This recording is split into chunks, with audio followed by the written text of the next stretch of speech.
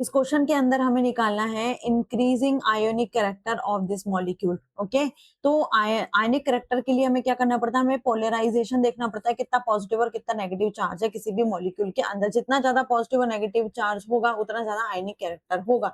तो सबसे ज्यादा पॉजिटिव चार्ज मेटल पे होता है और सबसे ज्यादा नेगेटिव चार्ज नॉन मेटल्स पे होता है। तो मेटल और नॉन मेटल को हम सबसे आगे रखेंगे, जैसे कि लिथियम LiF एंड K2O, इन दोनों को हम ऑर्डर के अंदर सबसे ज्यादा आगे रखेंगे। उसके बाद बात करेंगे हम मेटल और नॉन मेटल की, जैसे SO2 एंड ClF3 की, इन दोनों की बात करेंगे। ठीक है, तो ऐसा कौन सा मॉलिक्यूल है, N2 जो मॉलिक्यूल है इसके अंदर इलेक्ट्रोनेगेटिविटी बिल्कुल सेम है, तो कोई पोलराइजेशन नहीं होगा, इसलिए ऑर्डर में क्या होगा, सबसे लास्ट में होगा।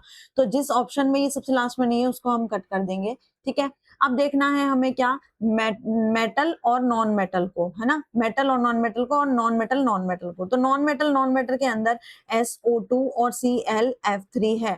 ठीक है, तो फ्लोरीन की इलेक्ट्रोनेगेटिविटी ज्यादा है इन कंपैरिजन टू ऑक्सीजन, इसलिए ऑर्डर में ये इससे आगे आ जाएगा। तो किस ऑप्शन के अंदर ये किस ऑप्शन के अंदर आगे है, ये इस ऑप्शन के अंदर अगर आगे है तो ये भी ऑप्शन मेरा कट हो जाएगा, बचेंगे मेरे ये भी ऑप्शन कट हो जाएगा, ये ऑप्शन सही हो जाएगा।